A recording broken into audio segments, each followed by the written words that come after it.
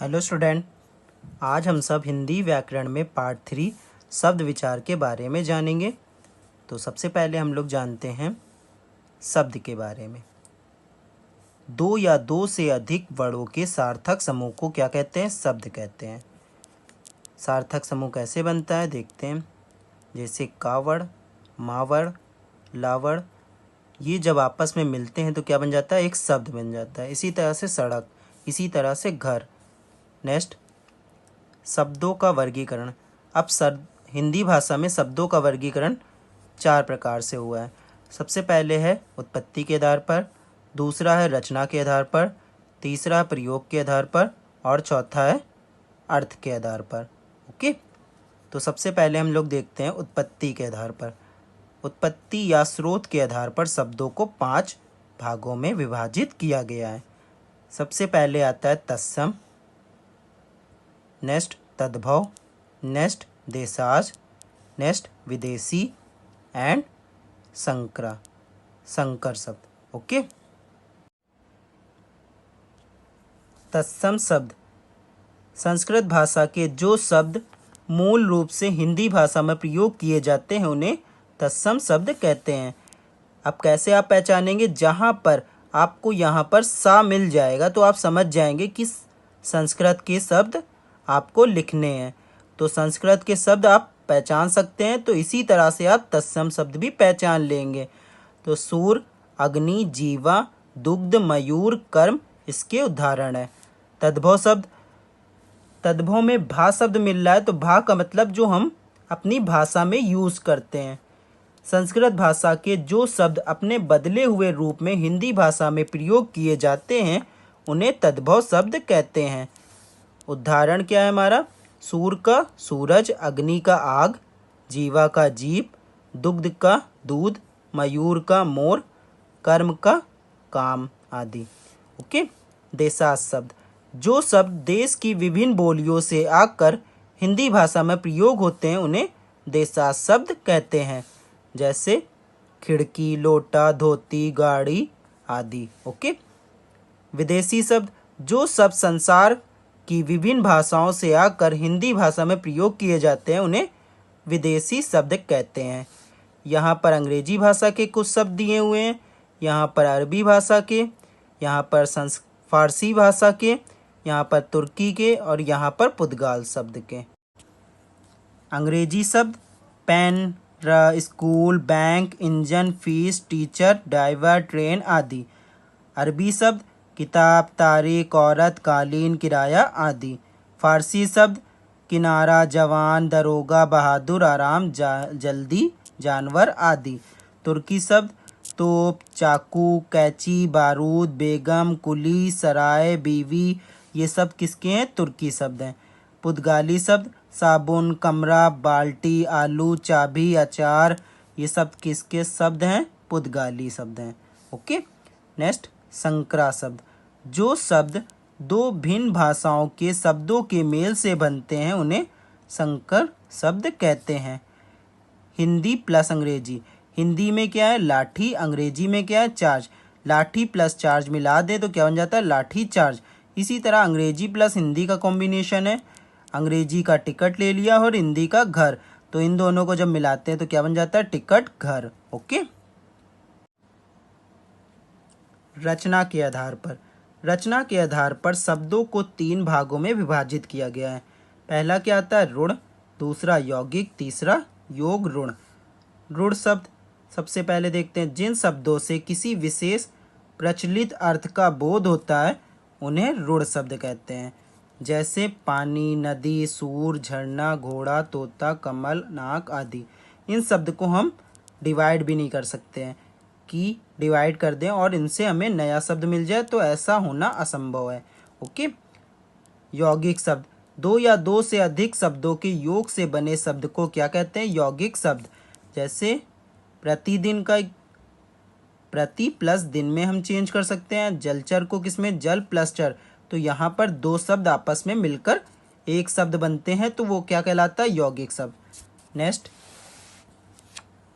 योग ऋण शब्द, 2 या 2 से अधिक शब्दों के योग से बने ऐसे शब्द जो समान अर्थों को छोड़कर किसी विशेष अर्थ का बोध कराते हैं उन्हें योग ऋण शब्द कहते हैं। ये एक तरह से पर्यायवाची शब्द होते हैं। जैसे दशानन, दशा प्लस आनन, 10 मुख वाला अर्थात रावण। पंकज, पंग प्लस जा, कीचड़ में पैदा होने वाला अर्थात कमल। ओके। नेक्स्ट, प्रयोग के आधार पर। प्रयोग के आधार पर शब्दों को 2 वर्गों में विभाजित किया गया है। विकारी शब्द, अविकारी शब्द। विकारी शब्द, विकार का अर्थ होता है परिवर्तन या बदलाव।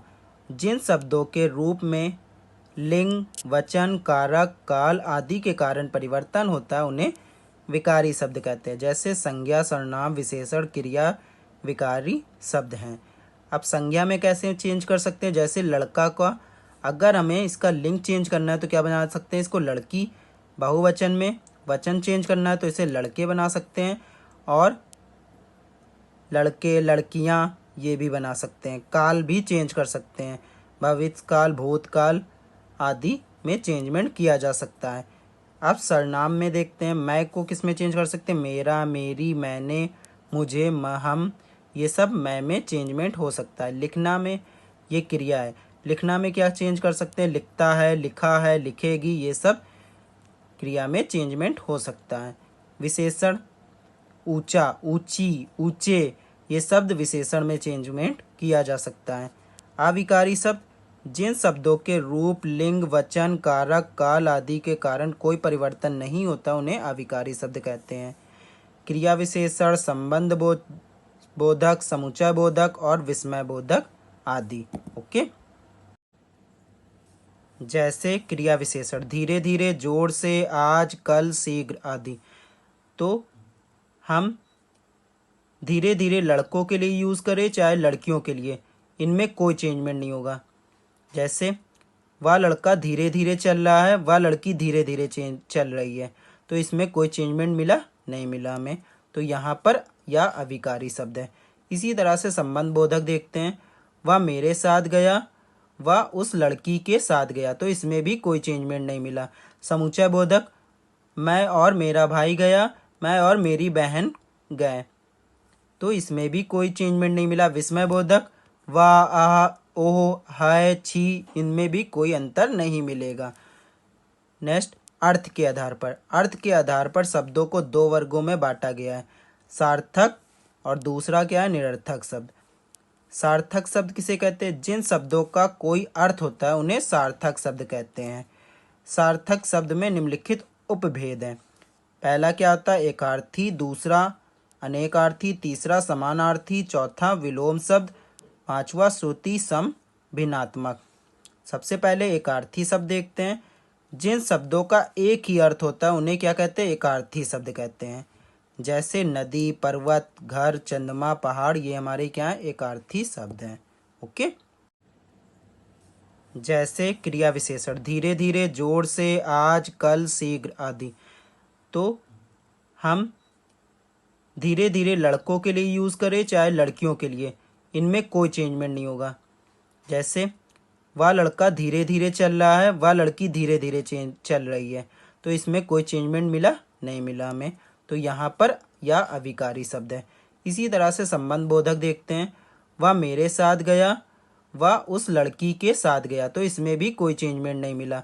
समुच्चय बोधक, मैं और मेरा भाई गया, मैं और मेरी बहन गए, तो इसमें भी कोई चेंजमेंट नहीं मिला। विस्मय बोधक, वाह, आह, ओह, हाय, छी, इनमें भी कोई अंतर नहीं मिलेगा। नेक्स्ट, अर्थ के आधार पर। अर्थ के आधार पर शब्दों को 2 वर्गों में बांटा गया है, सार्थक और दूसरा क्या है? निरर्थक शब्द। सार्थक शब्द किसे कहते हैं? जिन शब्दों का कोई अर्थ होता है उन्हें सार्थक शब्द कहते हैं। सार्थक शब्द में निम्नलिखित उपभेद हैं। पहला क्या होता है? एकार्थी, दूसरा अनेकार्थी, तीसरा समानार्थी, चौथा विलोम शब्द, पांचवा श्रुति सम भिन्नात्मक। सबसे पहले एकार्थी शब्द देखते हैं। जिन शब्दों का एक ही अर्थ होता है उन्हें क्या कहते हैं? एकार्थी शब्द कहते हैं। जैसे नदी, पर्वत, घर, चंद्रमा, पहाड़, ये हमारे क्या है? एकार्थी शब्द हैं। ओके। नेक्स्ट, अनेकार्थी शब्द, जिन शब्दों के एक से अधिक अर्थ होते हैं उन्हें अनेकार्थी शब्द कहते हैं। जैसे अंबर को हम आकाश भी कहते हैं और कपड़ा भी कहते हैं। इसी तरह फल को परिणाम भी कहते हैं और वृक्ष का फल भी कहते हैं। समानार्थी शब्द देखते हैं क्या है। समानार्थी शब्द को पर्यायवाची भी कहते हैं। समान अर्थ वाले शब्दों को समानार्थी या पर्यायवाची शब्द कहते हैं। जैसे आकाश का नभ, गगन, अंबर। नेक्स्ट, विलोम शब्द। एक दूसरे के विपरीत अर्थ का बोध कराने वाले शब्द को विपरीत अर्थक या विलोम शब्द कहते हैं। जैसे लाभ, हानि, जन्म, मृत्यु आदि।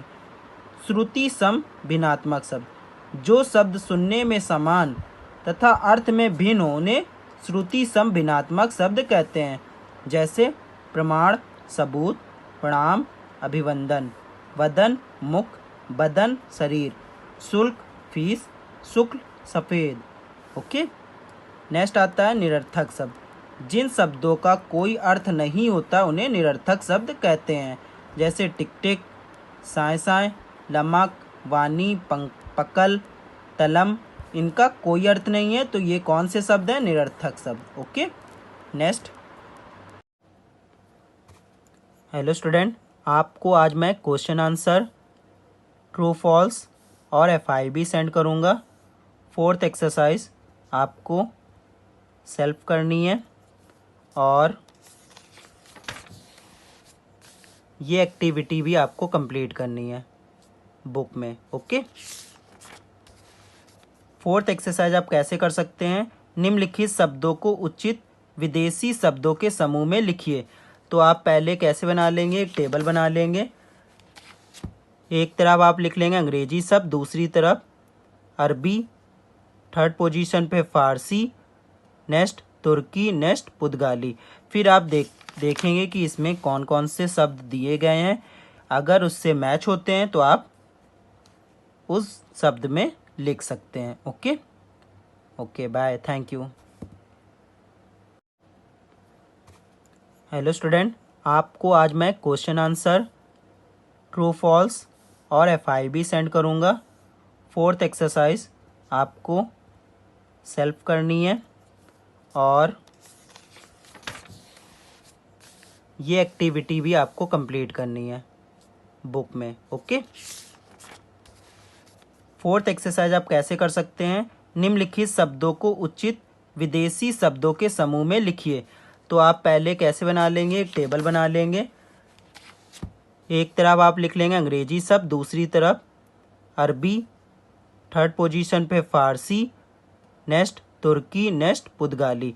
फिर आप देखेंगे कि इसमें कौन कौन से शब्द दिए गए हैं।